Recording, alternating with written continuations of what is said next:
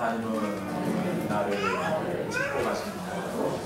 아멘. 저는 예배드리면서 늘 그런 마음이 있습니다. 늘 기도하는 가운데 예배드리는 가운데 치유가 있게 하시고, 예배드리는 가운데 비전을 발견하시고, 예배드리는 가운데 주님의 동안 사랑을 경험하고 붙잡힌 바 되게 알려주옵소서. 변화된 삶이 되게 하옵소서. 늘 기도하는 가운데 있습니다. 그런 역사가 오늘 예배 가운데도 임하게 되기를 주의 이름으로 축원합니다. 오늘은 교회 절기상 종료주일이라고 이렇게 합니다. 종료주일을 시작으로 해서 사순절의 마지막 주간이 시작되는데, 이 사순절의 마지막 주간을 바로 고난주간이라 이렇게 이야기를 하고 있습니다. 고난주간은 예수님의 생애 가운데 가장 중요한 그러한 주간이었고, 예수님의 생애 가운데 아주 긴박했던 그런 한 주간이었습니다. 이번 주 금요일에 우리 주님께서는 십자가에서 못 박히셔서 돌아가셨습니다. 그래서 성금요일이라 이야기합니다. 그리고 주일 새벽에는 주님께서 영광스럽게 부활하셔서 우리에게 산소망을 주셨습니다. 그래서 이 주간이 얼마나 중요한지 모릅니다. 그래서 이 고난주간에는 교회에서 전통적으로 나를 위한 주님의 사랑과 고난을 묵상하면서 한 주간을 지나게 되었습니다. 그래서 어떤 이들은 금식하기도 하고, 어떤 이들은 주님께서 나를 위하여 전부 내어주는 희생의 사랑을 한 것처럼 특별히 고난주간 한 주간에는 나의 것을 가지고 다른 사람을 구제하고 연약한 자를 돌아보는 그런 시간을 가집니다. 그리고 또한 특별히 기도 시간을 가짐으로 말미암아 주님의 사랑을 우리 삶 가운데 깊이 되새기고 소원을 올려드리는 그런 시간을 가지기도 합니다. 그래서 우리 교회에서는 이번 한 주간을 고난주간 특별 새벽기도 기간으로 정하고 새벽기도로 가지게 되었습니다. 이번 한 주간만이라도 성도님들 함께 올라오셔서 참석하셔서 기도하심으로 우리 생애 가운데 특별한 은혜의 시간, 그리고 2014년 가운데 내 삶의 한 토막을 주님 앞에 올려드릴 수 있는 그러한 시간이 되기를 주의 이름으로 축원합니다. 종료주일이라고 하는 이 종료주일은 만왕의 왕 되신 예수님, 온 우주 만물을 창조하신 창조주 되신 예수님께서 구속사역을 완성하시기 위하여 하나님의 도성인 예루살렘 성에 입성하는 그러한 날이 바로 종료주일입니다. 예수님께서 예루살렘 성에 입성하실 때에 예루살렘에는 수많은 무리들과 백성들이 종려가지를 들고 예수님의 오심을 환영했습니다. 그래서 이 종려가지라고 하면, 이 종려나무라고 하면 한 세 가지의 의미가 있습니다. 종려나무는 바로 승리를 생각합니다. 승리의 의미가 있고, 그리고 성경에 보면 종려나무 같이 번성하리라, 번성의 의미가 있고, 그리고 종려나무는 평화의 의미가 있습니다.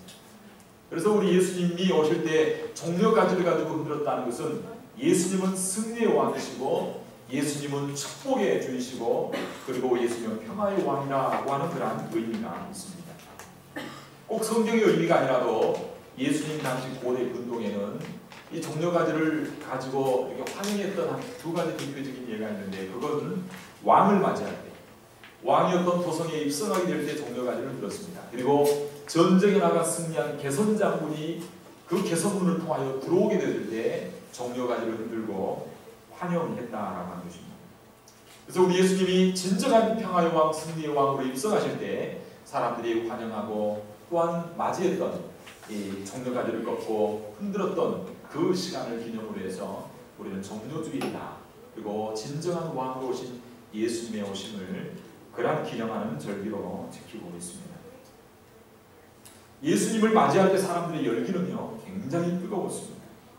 사람들은 흥분해 있었습니다. 그래서 오늘 성경 본문 13절은 그렇게 이야기하고 있습니다. 오늘 성경 본문에 보면 종려나무 가지를 가지고 맞으러 나가 외치되 호산나 찬송하리로다, 주의 이름으로 오시는 이 곧 이스라엘의 왕이시여 하더라 라고 오늘 본문 13절은 그렇게 말씀하고 있습니다. 오늘 본문에 보면 종려가지를 나무를 가지고 아주 열광적으로 환영하면서 뭐라고 말하냐면 호산나라고 이야기합니다. 호산나. 호산나의 의미가 무엇일까요? 네? 호산나라고 하는 의미는 지금 우리를 구원하소서라고 이야기합니다. 호산나라고 하는 것은 구원할 수 없어 우리를 구원합니다. 찬송하리로다. 그러면서 이 예수님의 오심을 아주 외치고 있는데 뭐라고 외치고 있냐면 총나무 가지를 가지고 외칩니다. 예수님, 당신은 우리의 호산나가 되십니다. 예수님은 우리의 구원주가 되십니다. 예수님을 찬송합니다. 예수님은 우리의 찬송을 받으실 자이십니다. 예수님은 주의 이름으로 오시는 이십니다. 예수님은 이스라엘의 왕이십니다. 라고 이렇게 선포하고 있는 것입니다. 할렐루야. 그래서 호산나라고 하는 것은 예수님은 우리의 구원주이십니다. 찬송하리로다. 예수님은 우리의 찬송을 받으실 이십니다. 예수님은 주님의 이름으로 약속으로 오신 분이십니다. 예수님은 이스라엘의 왕입니다. 이렇게 고백했습니다. 그런데 백성들이 이처럼 맞이하는 것은 상당히 위험한 행동이었습니다. 왜 그러냐면 당시 이스라엘은 로마의 지배를 받고 있었습니다. 로마의 식민 지배를 받고 있었고 로마의 총독과 군인들이 파견돼서 지금 이스라엘을 다스리고 있었습니다.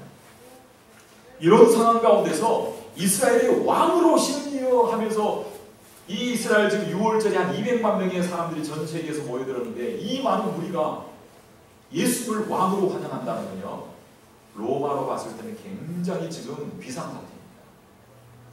그런데 이런 상황 가운데서 여러 가지 위험을 무릅쓰고 모든 백성들이 환영을 하면서 예수님을 맞이하고 있습니다. 심지어 어린 아이들까지 나와서 예수님을 소리치며 맞이했다라고 이야기했습니다.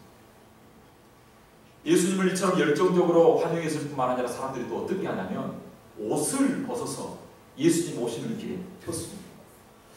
저는 옷을 펴는 그 장면을 영화에서나 같이 실질적으로 제가 보지 못했는데 제가 그 장면을 아주 리얼하게 본 적이 있습니다.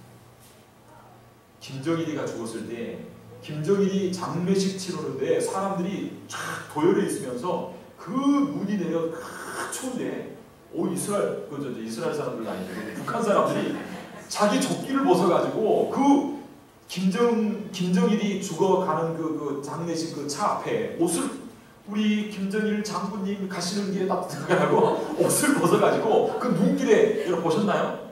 기억나나요? 한번 나중에 유튜브로 한번 보시기 바랍니다. 옷을 벗어가지고요 그렇게 가요. 그건 아주 존경을 표하는 거고 그리고 왕으로서 환영한다라고 하는 의미입니다. 그래서 예수님이 오실 때 이스라엘 백성들이 겉옷을 벗어서 깔고 그리고 폈다라고 이야기하고 있습니다. 사랑하는 성도 여러분, 이스라엘 무리와 백성들이 어떻게 이렇게 열정적으로 확신을 가지고 환영할 수 있었습니까? 어떻게 로마 치하 가운데 어려움이 있었음에도 불구하고 담대하게 주님을 환영할 수 있었습니까? 그 이유가 무엇입니까? 그것은 오늘 성경은 분명하게 말하고 있는데 첫 번째로는요, 이 무리들이 하나님만이 하실 수 있는 하나님의 능력과 기적을 보았기 때문에 예수님이 기적과 능력을 행했는데 도저히 사람으로는 할 수 없고 하나님만이 할 수 있는 기적과 능력을 보았다. 그게 어디에 기록되어 있습니다. 그것은 바로 오늘 본문 12절 바로 앞절 9절에서 11절까지 그 사건이 기록되어 있습니다. 놀라운 기적을 우리가 보았는데 그게 뭐냐면 백주 대낮에 그것도 많은 사람들이 지켜보고 있는 가운데 죽은 나사로가 돌문을 열고 살아나오는 기적을 이스라엘 백성들이 봤습니다. 여러분 죽은 사람이 벌떡 일어나 살아 돌아다니는 거 본다면 여러분 얼마나 놀랐겠습니까? 오늘 앞에 보면 유대인의 큰 무리가 죽은 지 나흘이나 돼서 썩은 냄새가 나는 그 무덤에서 나사로가 천을 감고 그 무덤에서 뛰쳐나오는 그 장면을 보았고 그리고 그 사람이 지금 살아 앉아있는 모습을 보기 위하여 무리들이 다 몰려들었다라고 이야기합니다. 그래서 오늘 본문 그렇게 이야기합니다. 9절에 유대인의 큰 무리가 예수께서 여기 계신 줄 알고 오니 이는 예수만 이함이 아니요 죽은 자 가운데 살리신 누구도 보려합니다. 나사로도 보려합니다. 라고 그렇게 이야기하고 있습니다. 예전에 이스라엘 백성들은 예수님에 대한 소문만 들었습니다. 문둥병자를 고쳤다더라. 눈먼 자들을 보게 했다더라. 보리떡 5개로 5,000명을 먹였다더라. 풍랑 이런 바다를 잔잔하게 했다더라. 라고 소문만 들었습니다. 그러나 이스라엘 백성들이 직접 명절에 와서 모인 사람들이 바로 죽었다 살아난 나사로를 보고 이분은 하나님이시다. 이분은 우리를 구원할 자다라고 하는 확신을 가지게 되는 것입니다. 죽은 자가 살아난 것을 봤는데 이걸 보고 너무나 놀라서 사람들 사이에, 그 유대인 명절 6월절에 모였던 사람들 사이에 말없는 발 없는 말이 천리를 간다고 이 소문이 그냥 쫙 퍼지게 되었습니다. 그리고 수많은 군중들이 몰려들게 되어서 열렬히 주님을 환영했다. 그래서 오늘 본문 17절, 18절은 이렇게 이야기하고 있습니다.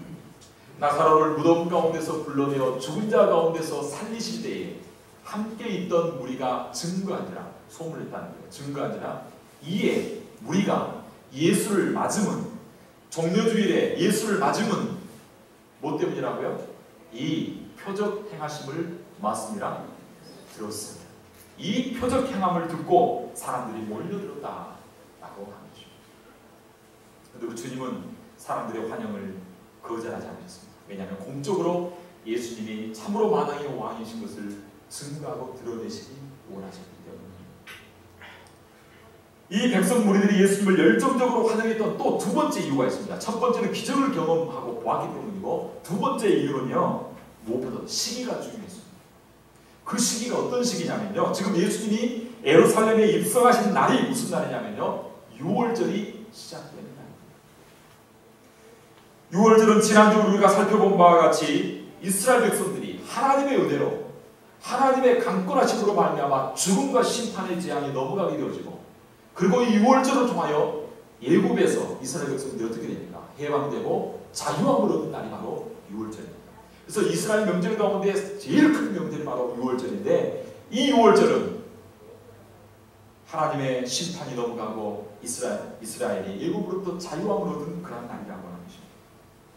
하나님이 역사하시니까 그 큰 강대국이었던 예굽조차도 꼼짝하지 못하고 예굽 왕 바로가 벌벌 떨면서 속히 너희 백성을 데려가라 라고 했던 날이 바로 6월절입니다. 그래서 이스라엘 백성들이 예굽의 압제 가운데 자유하게 되었다는 것입니다. 그런데 바로 이 6월절에 지금 이스라엘은 누구의 압제 가운데 있었냐면요, 그 당시 세계의 최대 강대국이었던 로마의 치하 가운데 식민지로 있었다라고 하는 것입니다. 그런데 하나님의 6월절 양 대신 메시아가 오셔서 이제 이스라엘은 정치적으로 독립을 주시고 자유를 주시고 해방을 줄 것이라고 하는 기대를 갖고 있었습니다. 이 6월절의 의미가 굉장히 깊이가 있는 것입니다. 그래서 이 6월절에 죽은 자도 살리고 보리떡 5개로 5,000명을 먹이고 물결 위도 걸으시고 온 우주 만물을 다스리는 이 주님께서, 능력 많으신 주님께서 이스라엘의 수도인 예루살렘에 들어오니까 이스라엘 백성들이 흥분하지 않을 수가 없었다 라고 하는 것입니다. 그래서 그들은 목이 터져라 외쳤습니다. 호산나, 주의 이름으로 오시는 이여, 찬송을 받으실 이여, 이스라엘의 왕이시여 라고 하면서 외쳤다라고 하는 것입니다. 사랑하는 성도 여러분, 이스라엘 백성들은 이스라엘의 왕으로 예수님이 입성하실 때 기대가 많았습니다. 바로 이런 기대가 있었습니다. 예수님의 능력을 알았고 보았고, 그리고 6월절에 이스라엘을 해방 주실 것 같은 그런 기대가 있었습니다. 이 예수님이 이제 예루살렘 성으로 입성함으로 말미암아 조만간에 이스라엘 가운데 새로운 천지개벽이 일어날 것 같고 혁명이 일어날 것 같고 정말 해방과 자유가 올 것 같았습니다. 그래서 이스라엘이 온 민족을 통치하는 그런 통치자로서 이스라엘의 제사장, 왕 같은 제사장으로 뭔가가 시작될 것 같은 그런 분위기가 되었습니다. 그래서 사람들은 왕으로 오신 예수님께서 예루살렘 성에 입성할 때 크고 강한 높은 말을 타고 왕관을 쓰고, 그리고 큰 칼을 차고, 그리고 강력한 무기로 무장한 호위대의 호위를 받고, 그의 뒷다리는 아주 위험한, 아주 당당한 군대의 위용을 가지고 예수님께서 예루살렘 성에 입성할 것을 기대를 했습니다. 당시 이스라엘을 통치하던 로마의 지도자들도 예수님의 입성을 예의주시하면서 살펴보고 있었습니다. 그런데 예수님께서 예루살렘 성에 만왕의 왕으로 입성하실 때 어떻게 입성하셨습니까? 사람들의 기대와는 너무나 다르게 의외의 모습으로 나타나는 것이었습니다. 예수님께서 하나님의 도성에 입성하는데 나귀를 타고 들어온 것이었습니다. 너무나 기대가 달랐습니다. 마가복음 11장에 보면 나귀도 그냥 나귀가 아니라 아무도 타보지 않는 그러한 어린 나귀였습니다. 사람을 한 번도 태워보지 않는 그런 어린 새끼 나귀였기 때문에, 그리고 어린 나귀였기 때문에 예수님을 태우고 난 이후에 그 나귀는 아마 비틀비틀 그랬을 것입니다. 여러분, 어린 나귀를 타본 적 있나요? 저는 어린 송아지를 한번 타본 적이 있고, 어릴 때 소목이면서 송아지를 한번 타는데 떨어져 죽을 뻔했습니다. 막 뛰고, 그 다음에 염소도 한번 잡고 타려고 했는데 염소가 어찌 이게 머리를 잡고 타는데 벽에 그냥 그 몸을 비벼가지고 제 다리에 살가죽이 좀 벗겨지기도 하고, 제가 염소도 타보고 소도 타보고 송아지도 타봤는데 특별히 어린 나귀를 탄다는 거죠. 이게 보통 힘든 일이 아닙니다. 예수님께서 어린 나귀 새끼를 타고 오는데 그 모습이 너무나 초라해 보이고 그리고 처량해 보입니다. 예수님께서 나귀 새끼를 타고 예루살렘에 입성했을 때 로마 총독 빌라도는 그 모습을 보고받고 아마 배꼽을 잡고 혼자 웃었을지도 모른다. 저 사람이 이스라엘의 왕이라고 긴장했는데 긴장 안 해도 되겠구나 라고 혼자 생각했을 수도 있습니다. 군마도 아닌 어린 나귀를 타고 들어오는 예수님을 세상의 모든 사람들은 온 인류가 기다리는 왕이요 구원자라고 그 눈으로 생각하지 못했습니다. 그러나 하나님께서는 엄숙하게 그 예수님에 대하여 사랑하십니다. 예수님만이 진정한 왕이시고 예수님만이 인류의 구원자시고 예수님만의 생명의 주이시라고 선포하십니다. 할렐루야. 사도행전 5장 30절에 보면 제가 파워포인트를 준비하였지만 이렇게 말하고 있습니다. 너희가 나무에 달아 죽인 예수를 우리 조상의 하나님이 살리시고 이스라엘로 회개케 하사 죄 사함을 얻게 하시려고 그를 오른손으로 높이사 따라합시다. 임금과 구주로 삼으셨느니라. 유다서 1장 25절은 이렇게 말합니다. 우리 구주 홀로 하나이신 하나님 우리 주 예수 그리스도로 말미암아 영광과 위엄과 권력과 권세가 만고전부터 이제와 세세에 있을지어다 말씀하고 있습니다. 에베소서 21장 22절은 에베소 1장 21절 22절 이렇게 말하고 있습니다. 모든 정사와 권세와 능력과 주관하는 자와 이 세상뿐 아니라 오는 세상에 일컫는 모든 이름 위에 뛰어나게 하시고 또 만물을 그 발 아래 뭐하게 하시고 복종하게 하셨다. 할렐루야. 예수님 발 아래 모든 만물이 복종하게 하셨다라고 말씀하고 있습니다. 종료주의를 맞이하면서 우리가 한번 생각해 봐야 됩니다. 왜 예수님께서 인류를 구원하시는 구주와 왕으로 오시면서 하필이면 초라하게 나귀를 타고 오셔야만 하셨습니까? 그 이유가 무엇입니까? 우리는 생각해 봐야 합니다. 우리 예수님께서 이 세상에 오실 때 나귀를 타고 오신 이유는 뭐냐면 우리 예수님, 영원한 왕 되신 예수님의 통치와 다스리심은 세상의 방식과는 다르다라고 하는 것입니다. 세상의 왕은 자신의 권력으로 다스립니다. 강력한 힘으로 약한 자를 정복하고 사람들에게 복종을 요구합니다. 세상의 왕은 때로는 억압과 폭력으로 섬김을 요구하고 말을 듣지 아니하면 백성의 피를 쏟음으로 다스립니다. 그러나 온 인류를 구원할 예수님은 세상과 다른 방식으로 다스립니다. 하나님 나라 왕 되신 예수님은 자기의 생명을 죽임으로 자기의 피를 쏟음으로 다스립니다. 하나님 나라 왕 되신 예수님은 자신을 내어주심으로 인생의 무거운 짐을 대신 져주시는 섬김과 봉사로 다스린다 라고 하는 것입니다. 예수님의 다스림은 유대인의 기대와는 다르게 한 지역이나 이스라엘 민족만을 위한 정치적인 해방이 아니라 한 지역과 민족을 뛰어넘어서 온 인류와 민족에게 그리고 나라에게 구원을 주시기 위하여 우리 주님은 오셨다라고 하는 것입니다. 그래서 마태복음 20장 28절은 이렇게 말하고 있습니다. 인자에 온 것은 섬김을 받으려 함이 아니라 도리어 뭐하려 하고 섬기려 하고 자기의 목숨을 뭐하려 함이라고요? 많은 사람이 대속물로 주려 함이라 라고 말씀하고 있습니다.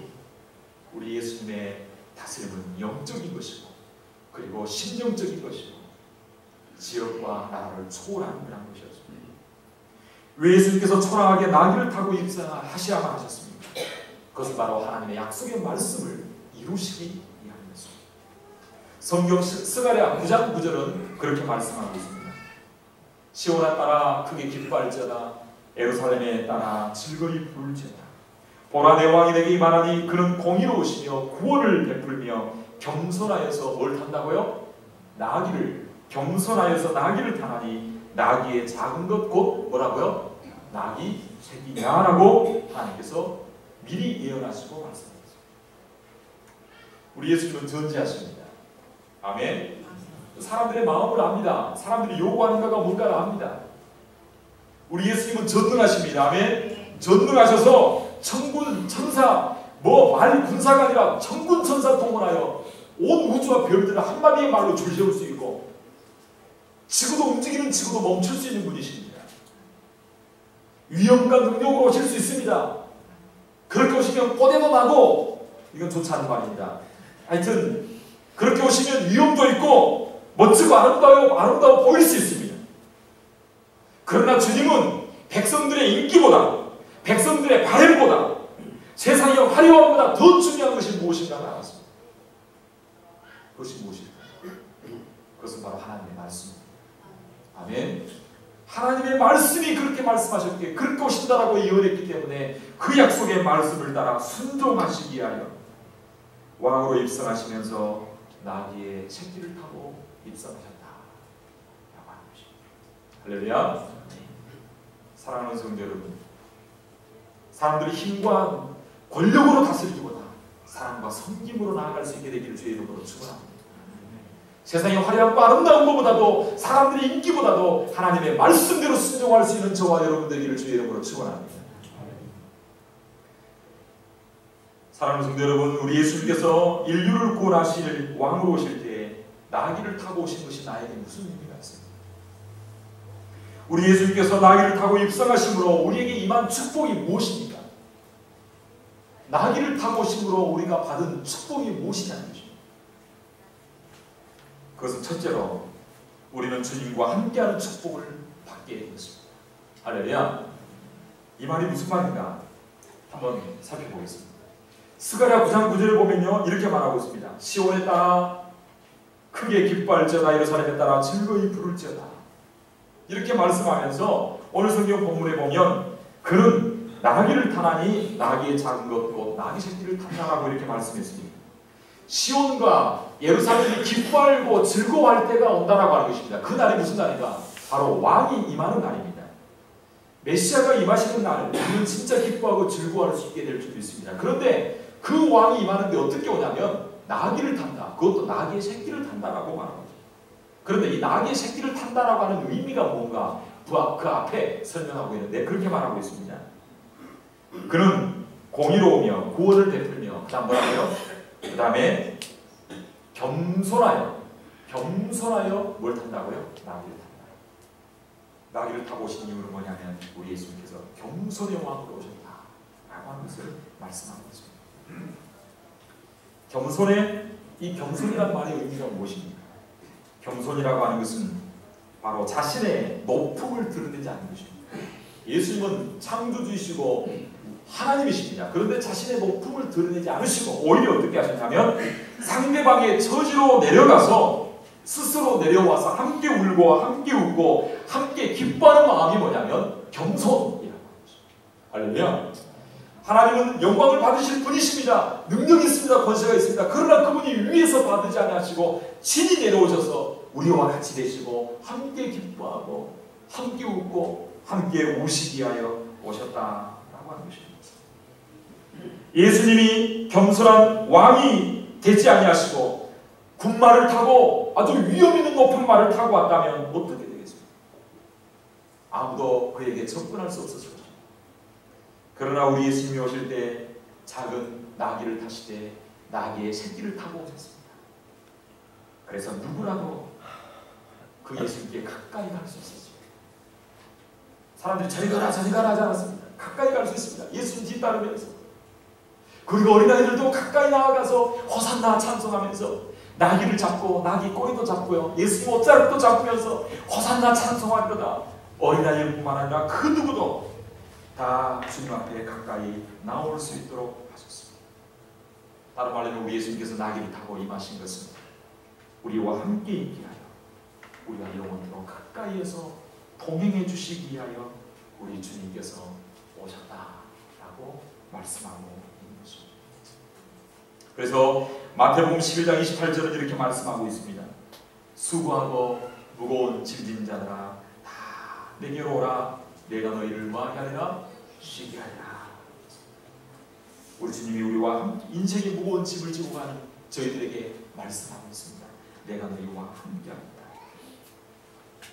우리와 함께 해주시기 하여, 임마누엘로 함께 해주시기 하여 우리 주님께서는 나를 다 오셨다는 것입니다. 우리 이 땅 가운데 수많은 인생의 짐을 지고 살아갑니다. 여러 가지 죄의 짐과 사망의 무거운 짐을 지고 살아갑니다. 무엇보다도 약한 육신의 문제로 인해서 때로는 눈물 짓기도 하고 절망에 빠지기도 하고 슬픔에 빠지기도 합니다. 그러나 그때마다 우리 주님께서 우리에게 다가오셔서 말씀하고 있습니다. 수고하고 무거운 짐진 자들아 염려 말고 내게 가까이 나오라. 우리 주님께서는 다가오셔서 작은 나귀를 타시고 손을 내밀어 우리의 손을 잡아주시는 줄 믿습니다. 지금 이 시간에도 우리 주님께서 가까이 찾아오셔서 지금 저와 여러분 가운데 임재하고 계십니다. 영적으로 여러분의 손을 잡아주시면서 사랑한다. 힘들고 어렵지 사랑하더라. 내가 너와 함께한다. 손을 내밀어 우리를 잡아주실 줄로 믿습니다. 가까이에서 함께해 주시기 합니다. 1번이 보니까 주님 구원의 축복이 아니고 주님과 함께하는 축복입니다. 주님이 함께하시는 축복을 받습니다. 함께하는 축복. 함께해 주시기 하여 작은 나귀를 타고 오셨다라고 합니다. 그래서 찬양 가운데 이런 찬양이 있습니다. 나의 등 뒤에서 나를 도우시는 주 나의 인생 길에서 지치고 고나여 매일처럼 주저앉고 싶을 때 다가와 손 내미시네 일어나 걸어라 내가 새 힘을 주리니 일어나 너 걸어라 내 너를 도우리. 이절에 보면 이렇게 말합니다. 평안히 길을 갈 땐 보이지 않아도 지치고 고나여 넘어질 때면 다가와 뭔 내미시네? 손 내미시네. 우리 주님께서는 나귀를 타시고 가까이 오셔서 어린아이든지 누구든지 손을 잡아주시고 함께 해주시고 바로 어린 나귀 새끼를 타고 오셨다라고 하는 것입니다. 이 종료주의 나에게 찾아오셔서 손 내미시고 나와 함께 계시는 그 주님을 경험할 수 있게 되길 주의 이름으로 축원합니다. 무엇보다도 다른 사람에게 손을 내밀어서 그들을 도와줄 수 있게 되기를 주의 이름으로 축원합니다. 또한 우리 주님께서 어린 나귀를 타고 입성하심으로 주신 축복이 무엇이냐면 바로 그 축복은 구원의 축복이다라고 하는 것입니다. 예수님께서 나귀를 타고 입성하실 때에 아주 중요한 의미가 있습니다. 마가복음 11장 2절 이렇게 말하고 있습니다. 이르시되 너희 맞은편 마을로 가라. 그리로 들어가면 곧 아직 누구도 아무 사람도 타보지 않는 뭐가 있을 것이라고요? 나귀 새끼에 며 있는 것을 보리니 풀어서 끌고 오너라 라고 말하고 있습니다. 민수기 19장 2절에 보면 율법에서 제사로 쓰는 짐승은요 한 번도 멍에를 매지 않는 그러한 것으로 제사를 드렸다고 합니다. 멍에를 내보지 않았습니다. 한 번도 사람이 타보지 않는 그 나귀 새끼를 왜 예수님께서 타고 오셨습니까? 그것은 바로 이 나귀가 바로 6월절에 제물이 될 뿐만 아니라 예수님께서 6월절에 제물로 오셨음을 바로 말씀하고 있습니다. 예수님은 지금 6월절에 어린 양의 제물이 되게 하여 예루살렘에 들어가고 계십니다. 그래서 예수님은 그 예수님이 타고 가는 그 나귀도 한 번도 타보지 않는 그 제물로서 헌신의 의미를 가지고 바로 어린 나귀를 탔다라고 하는 것입니다. 지난번 우리가 출애굽기 12장 살펴볼 때에 3절과 6절에 보면 이 6월절로 너희들의 뭐가 되게 하라느냐면 새로운 뭐가 되게 하라? 달이 되게 하라 했습니다. 첫 달, 새로운 달이 되게 했습니다. 그래서 6월절에 출애굽기 12장 특별히 3절에 보면 그날 10일로 어린 양을 뭐하라 그랬습니까? 예비하라. 그리고 4일 동안 간수하여 두었다가 며칠 날 어린 양을 잡냐면 따라합시다. 14일. 특별히 출애굽기 12장 6절을 보세요. 14일 날 너희는 그 양을 잡아라 그랬습니다. 그런데요, 예루살렘에 예수님께서 어린 양으로 입성하신 그 날이 무슨 날이냐면요, 10일이에요. 10일. 그날 10일, 6월절 시작하는 10일에 예수님께서 예루살렘 성에 입성하십니다. 그리고 어린 양을 잡는 14일 날, 14일이 언제냐면요, 바로 예수님께서 십자가에서 죽으시는 그 날이 바로 14일 날 6월절 그 날입니다. 이 6월절이 되면요, 매년 전 세계에서 200만이 넘는 사람이 몰려들었다고 AD 예수님 시대 38년에서 100년에 유명한 요세푸스라고 하는 역사학자가 기록을 하는데 200만 명 이상이 몰려들었고, 이 6월절이 시작되면요, 예루살렘 성에 피비린내가 진동했다고 합니다. 왜냐하면 약 25만 6천 마리의 양들이 그 날에 금요일 날 이렇게 성전에서 희생이 되어졌기 때문입니다. 그런데 바로 예수님께서 입성하신 이 종료주일이 바로 10일이었고, 예수님께서 어린 양이 되어주셔서 6월절 어린 양이 되어주셔서 죽은 날이 바로 14일 날 6월절 금요일입니다. 예수님께서 왜 6월절에 맞춰서 입성하셨습니까? 예수님은요, 온 인류의 제물이 되게 하여 딱 정확하게 시간을 맞춰서 구약에 예언된 그 6월절에 딱 맞추어서 정확하게 입성하셨고, 정확하게 6월절에 어린 양으로 예수님이 십자가에서 죽으셨습니다. 다른 말로 하면 예수님께서 십자가에서 고난을 받으시고 죽으신 것은 바로 저와 여러분들의 구원을 위하여 죽으시고 구원을 위하여 오셨다라고 하는 것을 말씀하고 있습니다. 그래서 히브리서 9장 12절 14절 이렇게 말하고 있습니다. 염소와 송아지의 피로 아니하고 오직 자기 피로 영원한 속죄를 이루사 단번에 성소에 들어가셨느니라. 염소와 황소의 피와 및 암송아지의 피로 제물로 부정한 자에게 뿌려 그 육체를 정결케 하여 거룩하게 하거든. 하물며 영원하신 성령으로 말미암아 흠없는 자기를 하나님께 드린 그리스도의 피가 어찌 너희 양심으로 죽은 행실에서 깨끗게 하고 살아계신 하나님을 섬기게 못하겠느냐 말씀하고 있습니다. 베드로전서 2장 24절에 이렇게 말하고 있습니다. 친히 나무에 달려 그 몸으로 우리의 죄를 담당하셨으니 이는 우리로 죄에 대하여 뭐하고 죽고 의에 대하여 뭐하게 하냐면 살게 하려 하십니다. 저가 채찍에 맞음으로 너희가 뭘 얻었다? 나음을 입었느니라 말씀하고 있습니다. 예수님께서 새끼 나귀를 타고 예루살렘 성에 입성하신 것은 바로 저와 여러분들의 죄를 대신하여 죽어주시기 위하여 오셨다라고 합니다. 그래서 십자가에 못 박히실 때 저와 여러분의 모든 죄가 예수님께 전가되어지고, 예수님께서 십자가상에서 죽었을 때 저와 여러분의 죄가 다 치루어지고 죄값이 치루어지고 그리고 놀라운 구원의 은혜가 임하게 된 줄로 믿습니다. 주님의 희생으로 이제 저와 여러분의 죄가 벗어지게 되었고 성령 안에서 참 자유와 하나님의 자녀됨의 축복을 받아들이게 되었습니다. 이 구원을 위해서 우리 주님은 바로 어린 나귀의 새끼를 타고 희생양으로 입성하셨다라고 하십니다. 그 주님으로 말미암아 우리가 이 구원의 축복을 받아 누리게 되었습니다. 이제 주님의 제자로 주님을 따르는 자, 겸손하게 어린 나귀를 타고 오신 것처럼 이번 한 주간 앞으로 일생을 통하여 겸손의 종들이 되기를 주의 이름으로 축원합니다. 성님의 종들이 되기를 주의 이름으로 축원합니다. 희생양이 된 것처럼 우리 자신도 주님을 위하여 희생하고 다른 사람을 위하여 희생할 수 있는 자 되기를 주의 이름으로 축원합니다. 오늘도 나에게 다가오셔서 함께해 주시고 나를 구원하셔서 놀라운 사랑 가운데 거하게 하시고 그 주님의 놀라운 은혜를 묵상하고 나아가는 저와 여러분의 주의 축원합니다. 이 시간에 기도하겠습니다. 기도할 때 어린 나귀를 타고 입성하신 주님, 우리도 주님의 겸손을 본받아 잘 섬기는 자 되게 하여 주옵소서. 희생양으로 오신 주님, 우리도 주님을 위하여 헌신하고 희생하는, 그래서 우리에게 구원과 생명을 주신 것처럼 우리도 하나님의 미랄이 되어 다른 사람을 위하여 희생하고 섬길 수 있는 자, 축복의 통로 되게 하여 주옵소서. 우리 주님 때문에 놀라운 은혜 함께 주시기에 감사합니다. 감사하고 헌신의 다짐의 시간이 되었습니다. 이 시간 한번 기도하기 원합니다. 기도하겠습니다. 하나님 아버지 감사합니다.